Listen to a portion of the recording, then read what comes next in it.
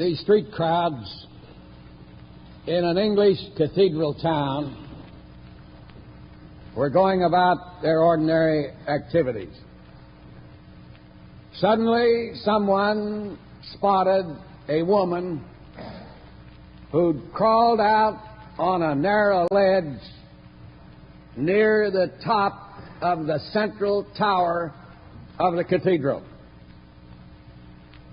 Policemen at once climbed the tower and attempted to bring her back.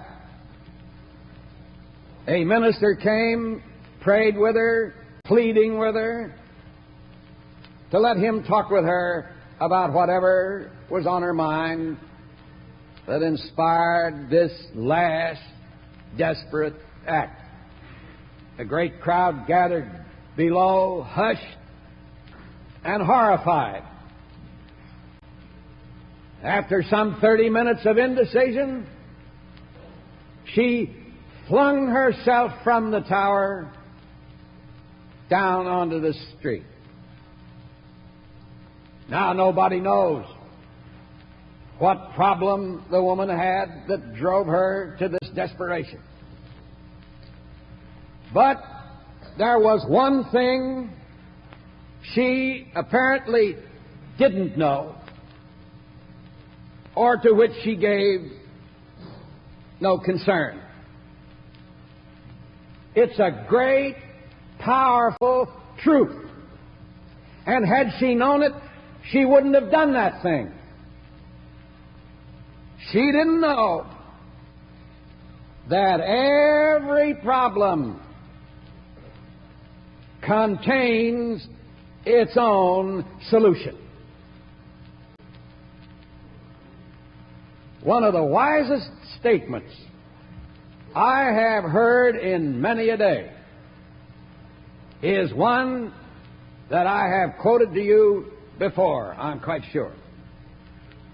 It's a statement by a member of this church. It deserves to be and is a classic. This member's name is Stanley Arnold. He's one of the top idea men of this country. He services a number of the great industries of the United States with sales and merchandising ideas. And his services come very high, I assure you. Because he's a thinker. He thinks up ideas. And he knows how to phrase them. Now this one is worth its weight in gold if you could weigh it. Every problem, he says, contains the seeds of its own solution. Not the seeds of its dissolution, but the seeds of its solution. Now, as I say, I've quoted that before, and perhaps it ought to be repeated from time to time, until at last the thought, the truth really grabs us. That whenever you have a problem, buried right at the heart of this problem, however difficult it may seem to be, is the solution thereof. Now, when you're talking about thinking and ideas and truth, you're in the right place, right here in the church, because the Bible is quite a book. Every smart thing that exists is right here in these pages. It is full of ideas that are as modern as tomorrow morning's newspaper. And in the 119th Psalm, the 18th verse is one of them. It goes like this: "Open my eyes, that I may behold wondrous things out of thy law." What law? Why, the basic law of the universe. Not the law of aerodynamics, not the law of mechanics. The law of the spirit, of the mentality. Open my eyes that I may see wondrous things out of thy law. And one of these wondrous things is, and it is truly a wondrous thing, that every problem that you or I can have contains the seeds of its own solution. So right up here in your head is to be found the answer to everything. Epictetus, the ancient thinker, said, "When you shut your door and darken your room, always remember you are not alone. God is in you, and therefore genius is within you." What a truth. So what's your problem? Hold it out there in front of you. Give it a good look over. Rip it apart. Break it up. Get to the center of it. Dissect it. Analyze it. And right at the center of it, buried like a gem, is its solution. And you say, that's great, but how do you do it? Well, I like to suggest 3 principles for so doing. First, think. Really think. Second, believe. Really believe. Third, pray. Really pray. Now there you have 3 dynamic principles. And with those principles, you can, I do believe, in fact I know, find an answer. The answer. The right answer to any human problem. Now let's take that first one. Think. Really think. Let me ask you something. How long has it been since you've really thought? I might ask that of myself. When did I last think? I don't like to think. Do you? It's painful. It's one of the most painful things known to man. Thinking. Deep thinking. And we shrink from it. We'd like to be relieved of the necessity of it. So we think off the top of our head. Now, the trouble with those thoughts off the top of the head is that they do not go down into the depths. So you have to agonizingly think. But when one gets over the first hump of thinking and gets into the area where it's creative, actually, it's a delightful and an inspiring experience. John Burroughs was one of the greatest naturalists that this country ever produced. Probably the greatest. He said that there are just 2 classes of people in the world. He said that he doesn't mean men and women. That's 2 classes. Or young and old. Or rich and poor. Or black and white. Or Republicans or Democrats. He said. They aren't the 2 classes that he refers to. But the 2 classes in his mind are what he calls the quick and the dead. Now, the quick are people who look at the world and see it. They are people who listen to the world and hear it. They get a message from it. The quick are people who are sensitive, sensitized. They send up an antenna. They get the meaning of the world. They see what they're looking at. They're alive. They're alert. They're vibrant. Those are the quick. Now, the other people aren't dead physically, but they're dead from the standpoint of sensitivity. They live on the surface. So there are 2 classes. The quick are the people who can think. And I maintain, and know it can be demonstrated, that you can think your way, by the help of God, out of any crisis, any situation, out of any problem. If you get your eyes open and see the wondrous things that are in His law. Oh, there's so many illustrations of this, but let me give you one. Now, the other day, my wife presented me, well, it's more than the other day, some months ago.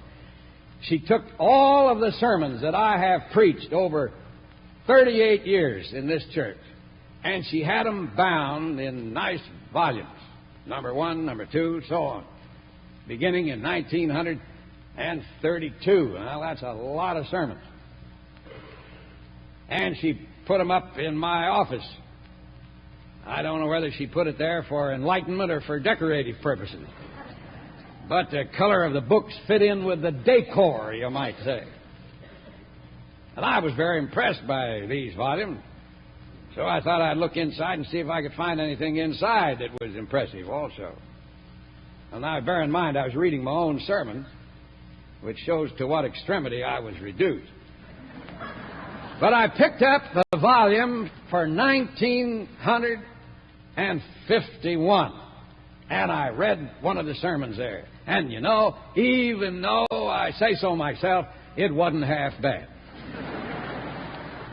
At least I found an illustration there which I had long since forgotten, but which is really a beauty as to how you think in a problem. A tough problem.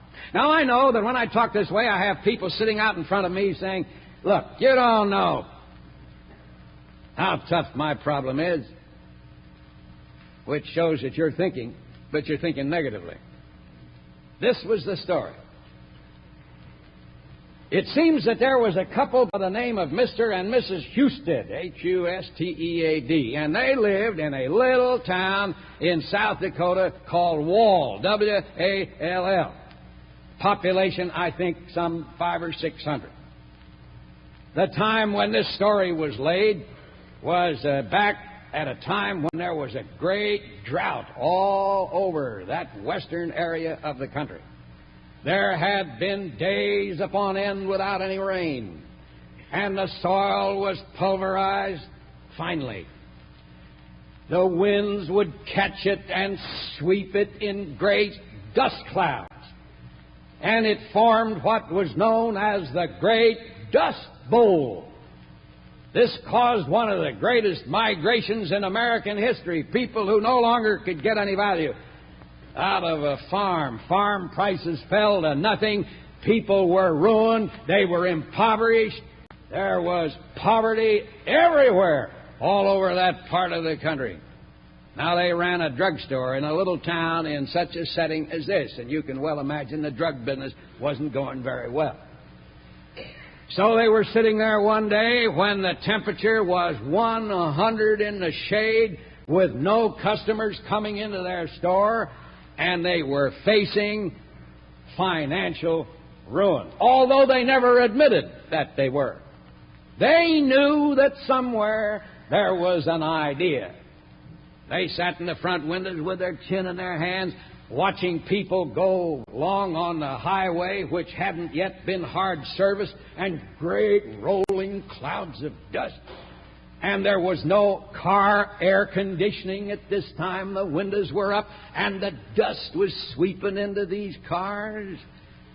And Mrs. Husted said, here is the proposition. We have something for these people in this store. How can we make them know that we have something for them so that the two of us will get together? But they went by rapidly through this little one-horse town.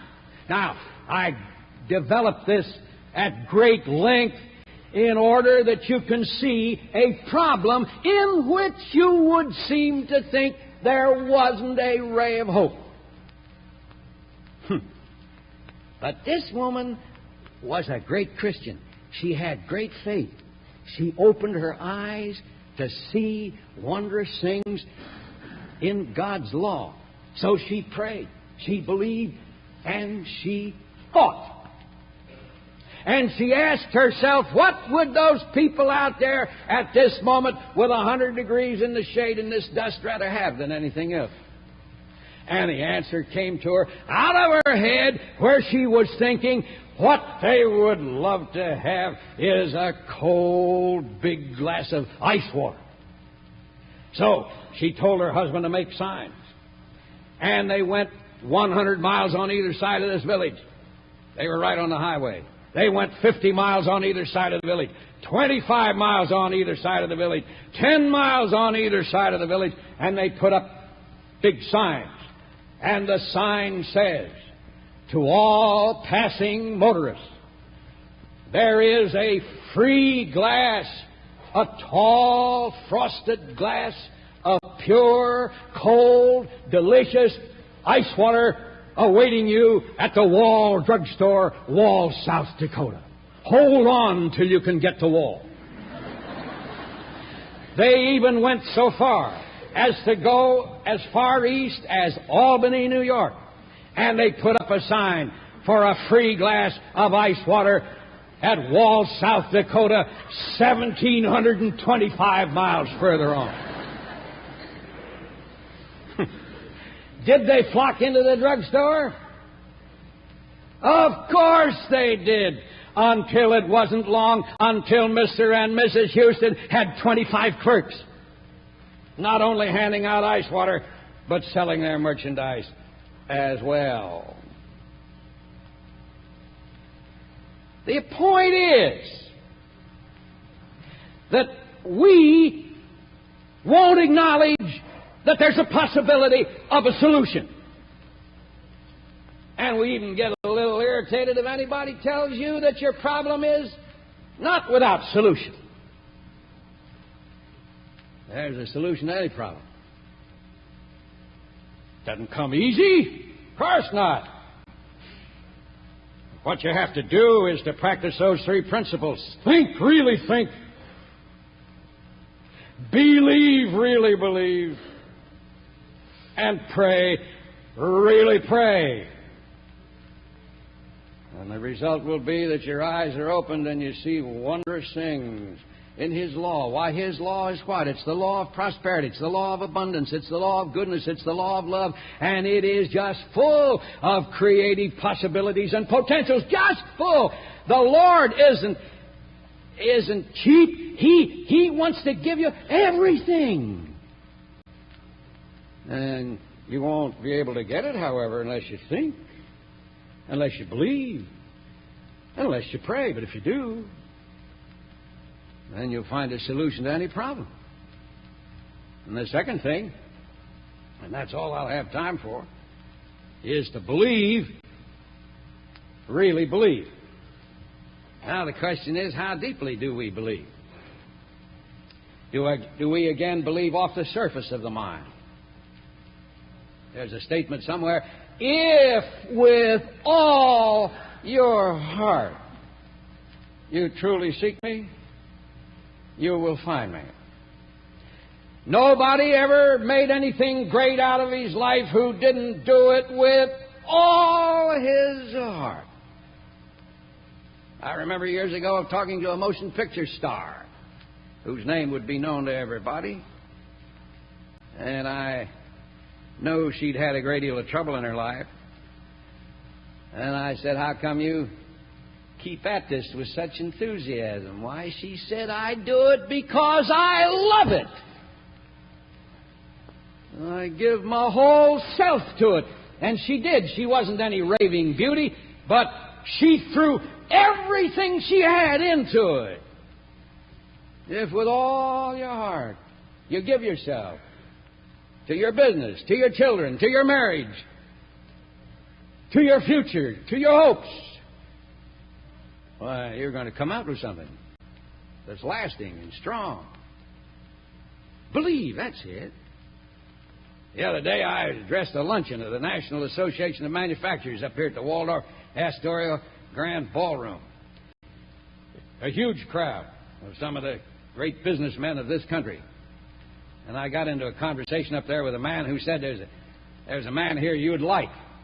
Well, I said, I seem to like all the people I'm meeting here. Well, he said, this man's a special case. Talk about trouble, poverty, resistance, difficulty. He said this man had it. But despite all that, he won through, and he's created a great enterprise. So naturally, I hunted him up. I had only 2 minutes with him about, maybe not quite that. I said to him, "What's the great secret of your successful performance?" And he began to disclaim it. I said, "No, give me the facts. I know you've done a great job. Tell me, how did you do it? How did you lift this business up to where it is?" Well, he said, in the first place, I believed in it. I believe that this business is necessary to the welfare of the American people. But it was hard going. But he said, you know what I did? I just believed it into greatness. And that phrase is likewise worthy to be a classic. I believed it into greatness. So whatever your job is, believe it into greatness. If you have a child or a young person who may be giving you a little bit of bother, just believe him into greatness. Believe everything into greatness. Open my eyes. Oh, what a passage that is. Open my eyes that I may behold the wondrous things that are in thy law. Law is the way it works scientifically. Think, really think. Believe, really believe. There's no limit to the power of belief. I heard a story not long ago about a little incident that happened a good many years ago out in the Midwest in a farmhouse from which most of America came originally. That kind of farmhouse. This boy, 17 years old, was desperately ill. He had pneumonia. In those days, pneumonia was a sinister disease. Still nothing to trifle with now. But now we have drugs that can fight with it successfully. But there were no such drugs in those days. You survived, if you did survive, because you had basic good health. Or because you asked God to give you life. Medicine in those days, could only cope with it partially. Well, it was late at night, and this boy was lying there in a coma. The doctor said, really, this boy's so healthy and strong, and his lungs respond to a certain degree, that I see no reason why this boy should die. I'm baffled by it. And he sat there in his shirt sleeves, studying the boy, the clock on the wall ticking, the parents huddling together, arm in arm, anxious, and the little children frightened, the neighbors concerned. Finally, the doctor said, what this boy needs is a transfusion. Everyone immediately said, we'll give our blood. No, he said, it isn't a blood transfusion that he needs. It's a faith transfusion. It's the desire to live. In some way, he's killing himself because the faith isn't there to pull him through. What a doctor. He said if something doesn't happen to him in the way of a transfusion like that, he'll die before morning. Well, there was an old farmer there, and he had his Bible in his hand. Great, big, gnarled hand struggling with the earth. He cradled his Bible lovingly in his hand. Now, this farmer was a believer. He hadn't gone to any great universities or anything. As hard he'd gone to the University of the Bible. He was a simple man. He took the Bible as it was. He took the promises of God as they were. He just accepted them. He didn't doubt them. He believed in them. He had the faith of a little child. And when the doctor said the boy needed a faith transfusion, he drew near to the patient, put his mouth close down to his ear, and he started reading him great passages out of the Bible with the thought that he was driving them below and beneath his conscious mind into his unconscious mind, trying to reach the center of control The hours passed. He read on. The clock continued to tick. The doctor paced the floor. On and on, hour after hour, he drove these healing thoughts into this boy's consciousness until finally, when the first faint streaks of dawn came, suddenly the boy gave a sigh. His eyes opened. He looked at the man and all of the people in the room and gave him a big, healthy smile and fell into a deep, untroubled, normal sleep. The doctor felt his pulse, looked for the vital signs, and with tears in his eyes said, "The transfusion has been made. The crisis has passed. The boy will live." And he did live. Saved by what? By faith and prayer and thought. They found that the problem had its solution right within itself, as all problems do. Open my eyes that I may behold wondrous things out of thy law. Our Heavenly Father, we thank Thee for this great truth which comes to us through this simple message, that You have equipped us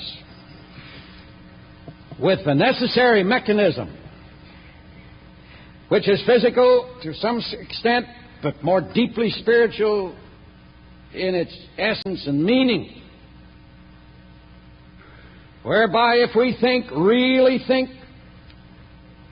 believe, really believe, pray, really pray,